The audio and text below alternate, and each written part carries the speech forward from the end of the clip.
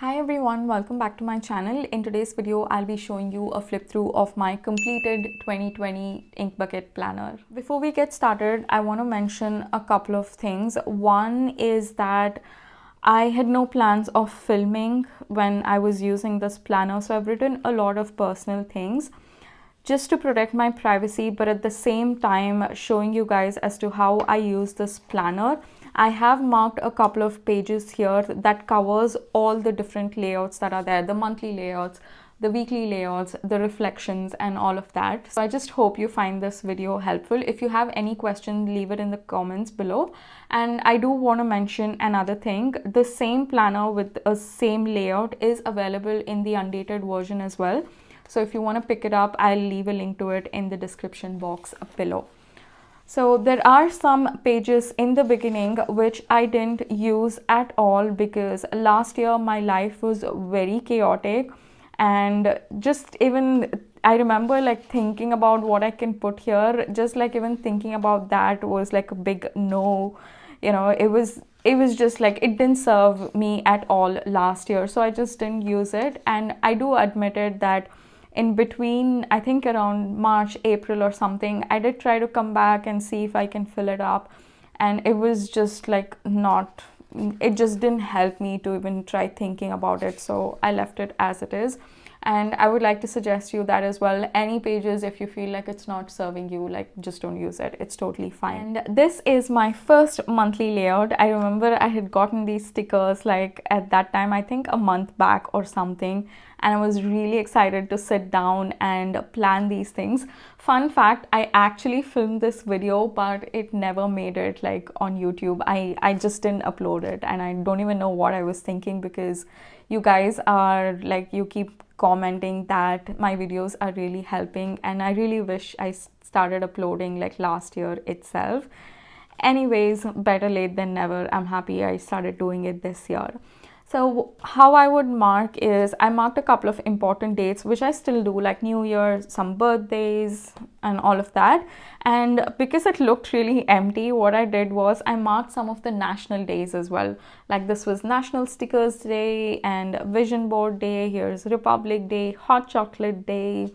And yeah, it was really nice. I enjoyed like decorating this. I remember filming the video, so yeah, it was really nice. I was very proud of it actually, but you can see how things change going forward in this planner. This is like the most creative spread in my 2020 planner.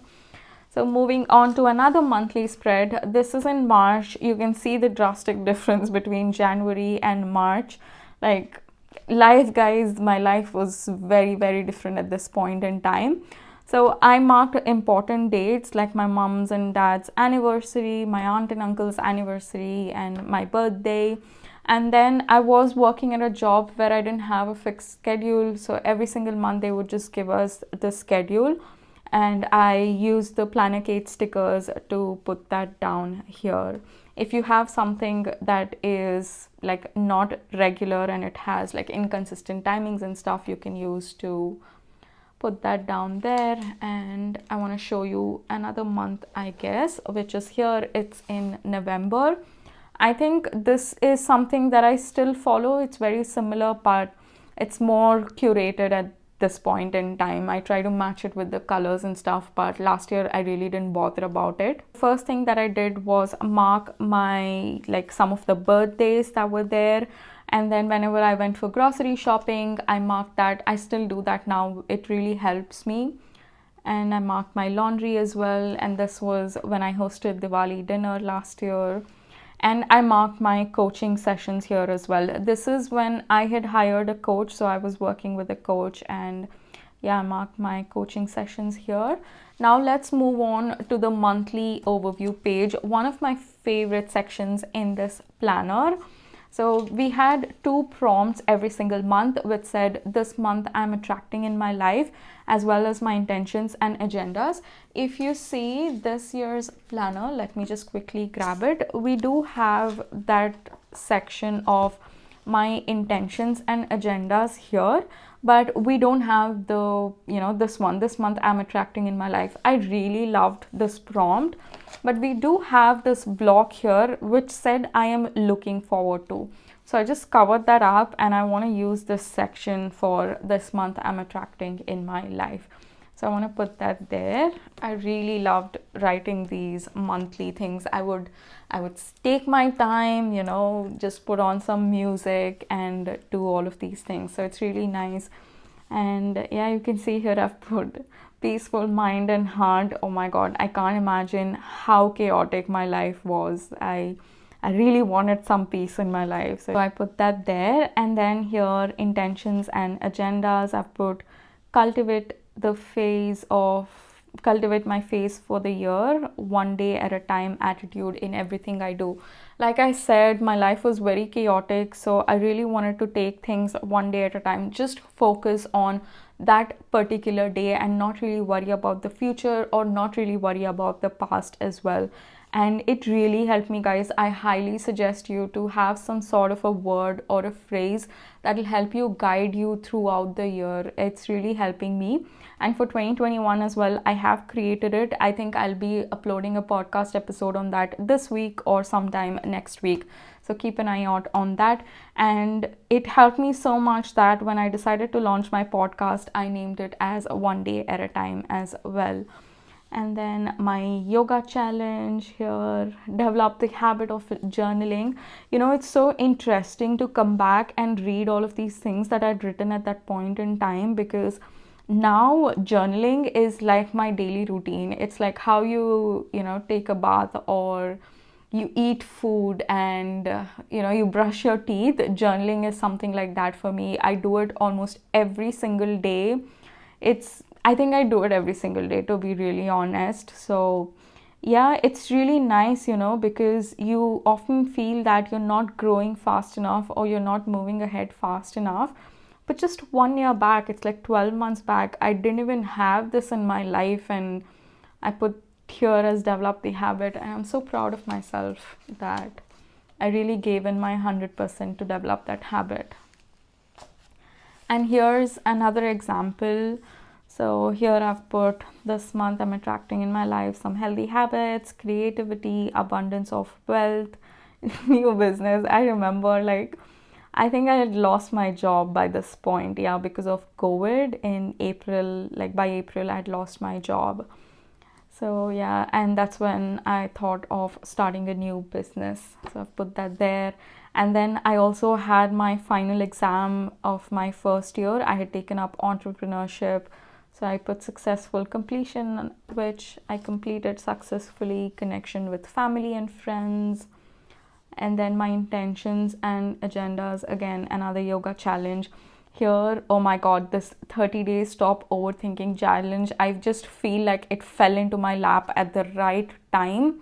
And this was a group coaching that I was a part of, and I was really thinking a lot about starting my coaching business, and this just came at the right time. And I worked through this stop overthinking challenge, and I launched my business and I launched my podcast. I don't think I launched it in April. I think I launched it the first week of May or something like that. But I worked in April to launch my podcast, and I worked on my business launch as well. And now let's move to the daily or weekly layouts. So it's a little bit different compared to this year's planner, wherein this year all the 7 days are in these 2 pages. This worked out really well for me last year. The way my life was, the way my mindset was, it worked really well.